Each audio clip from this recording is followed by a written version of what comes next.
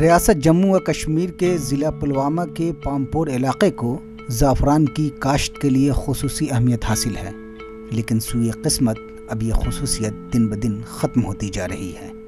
زعفران کی کاشت کرنے والوں کے لیے ایک وقت میں یہ سونے کی کان ہوا کرتی تھی، لیکن اس صنعت سے منسلک سینکڑوں کاشتکاروں کی زمینیں خالی پڑی ہیں۔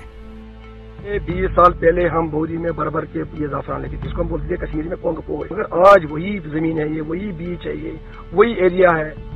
پامپور کے قومی شاہراہ کے دونوں اطراف میں ہزاروں کینال اراضی پر پھیلے ان کھیتوں میں اس موسم کے دوران زعفران کی بھرپور فصل لہلہایا کرتی تھی، لیکن اب بمشکل ہی اس خطے میں زعفران کے پودے نظر آتے ہیں۔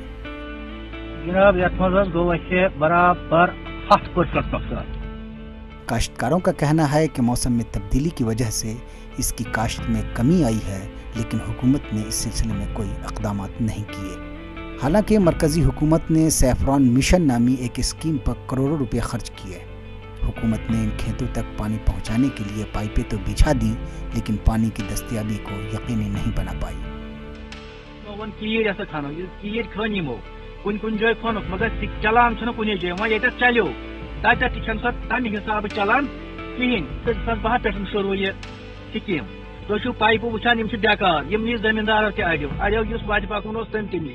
تھی ورتو امیک ملازم کت امیک سکیم کھڑا کر تم سہ گورمنٹ کت تمو کیازِ وچھ نا اگر اس یوتہ رقم کور یم پائپہ ژھنہ ترٲیِتھ وٕڈرن منٛز، مگر پتہ کیازِ کور نہٕ یمو احساس یوتہ رقم آو یہ رقم گو ضائع، مگر اتھ رقمس۔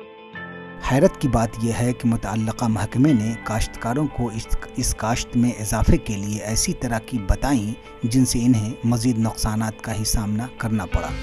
اس صورتحال میں کاشتکاروں کی آمدنی پر بھی منفی اثرات مرتب ہوئے۔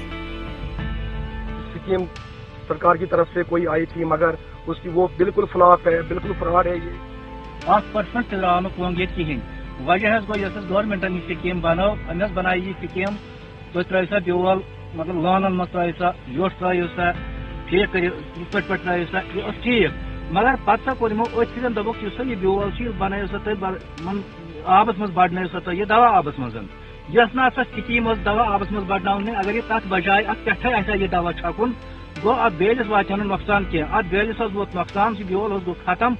یہ سکیم یس تک پہ سکیم آ یم یہ بیول ترو سہ بیول گو أکسٕے ؤریس مز ختم، یل زن یا 2 ؤرین مز، یل زن ات بیلس 10 ؤری 5 ؤری 8 ؤری کم سے کم نیران۔